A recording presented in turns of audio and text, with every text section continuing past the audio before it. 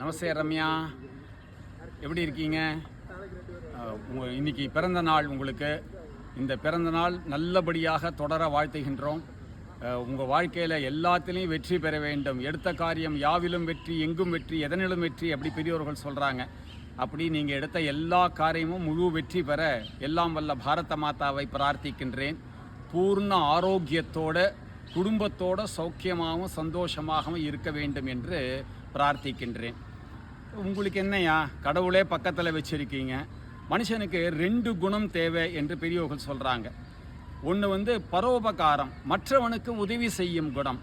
எப்படி சொல்கிறாங்கன்னா, ஒரு ஸ்லோகம் இப்படி முடியுது, பரோபகாரார்த்தம் இதம் ஷரீரம் அப்படி முடியுது. இந்த உடல் எடுத்ததே மற்றவனுக்கு தொண்டு செய்வதற்காக அப்படி சொல்லிட்டு. 2வது அப்பழுக்கற்ற அன்பு. மனித குலத்துக்கு தான் இறைவன் கொடுத்த வார்த்தை அன்பு. உலகத்தை வேறு உயிரினங்கள் எதுவுமே அன்பு காட்ட முடியாது, மனிதன் மட்டும்தான் அன்பு காட்ட முடியும். ஸோ அன்புங்கிற வார்த்தையும் பிரதானமாக மனுஷனுக்கு இருக்கு. மனிதம் என்ற குணத்தில் அதுவும் சேருது. இயற்கையாகவே ரம்யா பாலகிருஷ்ணன், உங்கள் வீட்டுக்காரர் வைத்தியநாதன், நீங்கள் எல்லாருமே இந்த குணம் கொண்டவர்கள். பிரேமி பலமுறை சொல்கிறா, நான் அடிபட்டு கால் அடிபட்டு இருந்த நேரத்தில் ரம்யா அப்போ ப்ரெக்னெண்ட்டாக இருந்தால் கூட டைம் செட் பண்ணிட்டு ஒவ்வொரு முறையும் எழுந்து எனக்கு மாத்திரை கொடுத்து என்னை முழுசாக கவனிச்சது ரம்யா தான் அப்படின்னு சொல்லிகிட்டே இருப்பாள். இயற்கையாகவே இறைவன் உங்களுக்கு அந்த 2 குணத்தையும் கொடுத்துருக்காங்கயா, பரோபகாரமும் அதே மாதிரி அன்புன்ற வார்த்தையும். அதனால நீ யாரை வேணால் ஜெயிக்கலாம். இல்லைன்னா இப்படி ஒரு யோசனை தோணுமா, வைத்தியக்கு 15 நாள் முன்னாடி ஃபோன் பண்ணி, இதுமாதிரி ரம்யாவுக்கு பிறந்த நாள், பிரேமி தான் என்னை கனெக்ட் பண்ணான். பிரேமி மூலமாக எனக்கு கான்டாக்டில் வந்தார். வைத்தி சொல்கிறாரு, இது மாதிரி நிறையா பெரியோர்களுக்கு உணவு கொடுக்கணும், குழந்தைங்களுக்கு உணவு கொடுக்கணும், அப்படி ஓல்டு ஏஜ் ஹோமு இல்லைனாக்கா ஆர்ஃபனேஜஸ் ஏதாவது நீங்கள் பார்த்து தர முடியுமா அப்படி என்னை கேட்டாங்க. சரிங்க அப்படி சொல்லிவிட்டு என்னால் முடிஞ்ச அளவு ஒரு 8-9 ஆர்ஃபனேஜஸ் அண்டு இவங்களுக்கு ஓல்டு ஏஜ் ஹோம் ஃபிக்ஸ் பண்ணேன்.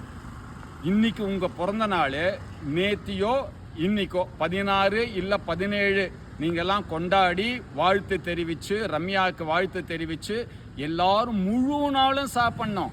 அதில் சிற்றுண்டி இருக்கணும், அதில் மதிய உணவு இருக்கணும், அப்புறம் ஸ்நாக்ஸ் இருக்கணும், பழங்கள் இருக்கணும், ராத்திரி உணவு இருக்கணும், முழு நாள் சாப்பாடு.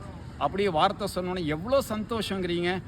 நேற்று இன்று மட்டும் கிட்டத்தட்ட 950 பேர், 950 and odd மக்கள் உங்கள் பேர் சொல்லி, உங்களுக்கு வாழ்த்து சொல்லி, ரம்யா பாலகிருஷ்ணனுக்கு வாழ்த்து சொல்லி திருப்தியாக சந்தோஷமாக சாப்பிட்ருக்காங்க. அவங்களுடைய முழு வாழ்த்துகள் உங்களுக்கு கிடச்சிருக்கு. நீங்கள் இப்போ 40 வயசு உங்களுக்கு அப்படி சொன்னாங்க, சஷ்டியப்த பூர்த்தி வரணும், பீமரத்த சாந்தி வரணும், அதுக்கப்புறம் சதாபிஷேகம் வரணும், கனகாபிஷேகம் வரணும், குடும்பத்தோடு எல்லாரும் குதூகலமாக எல்லாத்தையும் கொண்டாடணும் என்றும் நான் இறைவனை பிரார்த்திக்கின்றேன், உங்களை வாழ்த்துகின்றேன். அதன் மூலமாக இயற்கையாகவே எவ்வளோ பெரிய விஷயம், அமேசிங். ரம்யாவுக்கும் வைத்தியக்கும் கூட இப்படியே இந்த குணமே இருக்கிறது இருக்குல்ல, மற்றவனுக்கு செய்வது ரொம்ப ஆச்சரியமான குணம். அது ஒரு தெய்வீக குணம். நான் RSS உடைய ஷாக்காவுக்கு டெய்லி வருவேன், காத்தால 6லேருந்து 7க்கு. அங்கே இதை சொன்னேன். அங்கே ஒரு சங்க காரியகர்த்தா சொன்னார், ஜி இது ஒரு தெய்வீக குணம் செய்யுது, மற்றவங்களுக்கு கொடுப்பதுன்னு இருக்கிறது இல்லை, இது மிக உயர்ந்த குணம். இன்னைக்கு வேணும்னு இருக்கிற இடத்துல நான் கொடுக்குறேன் அப்படின்னு சொல்கிறீங்களே, பிரமாதம்யா. இதை இதுதான் மெயினாக நான் சொல்லணும்னு சொல்லிட்டு இந்த வாழ்த்து செய்தியில் உங்களுக்கு அனுப்புகிறேன். இந்த நல்ல குணம் உங்களுக்கு மேம்படணும், நிறையா கை நிறையா இல்லை பை நிறையா சம்பாதிக்கணும், மற்றவங்களுக்கு அள்ளி அள்ளி கொடுக்கக்கூடிய மனநிலையும் அதற்கான தகுதியும் உங்களுக்கு கொடுக்க வேண்டும் என்று நான் அன்றாடம் வழிபடும் முருகப்பெருமானையும் பாரத மாதாவை வேண்டுகின்றேன்.